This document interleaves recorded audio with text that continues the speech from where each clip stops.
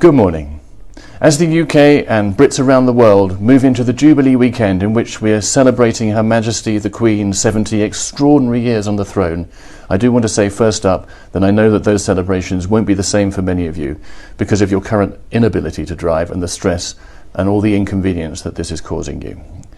And I also want to acknowledge that many of you find these updates frustrating because you just want to know exactly what's being discussed and you want to know when we're going to have clear answers. Unfortunately, I simply can't go into lots of detail or give a running commentary of what is an ongoing negotiation, but I assure you we are working on this every day. We are genuinely making progress. And I'll now respond to the three main questions you've raised with us this week. Firstly, on data provision. So lots of you have contacted us to say that you're very happy for your data to be shared if that means getting you back on the road. So I need to clarify. The data that Spain's seeking relates largely to those visiting Spain and driving on their UK licenses rather than the data of residents. Now I recognise this is all the more frustrating if you're a resident, but the better news is that we will be able to resolve this issue.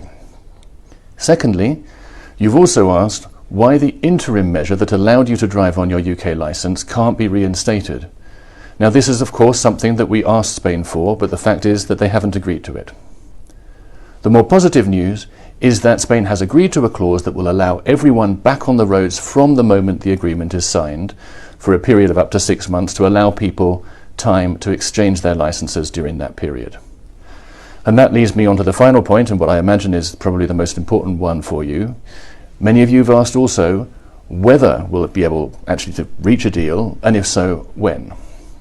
So, first of all, I can't make any promises on exact timings because we're still in negotiations and there are no cast iron guarantees. But yes, I am confident we will reach an agreement.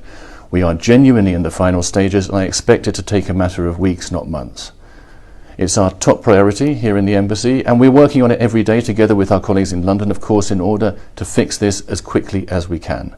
I and the team continue to read all your messages and know the very difficult circumstances some of you find yourselves in. My previous messages have some advice on where to go for support and we'll keep you updated as and when we have more news. Thank you.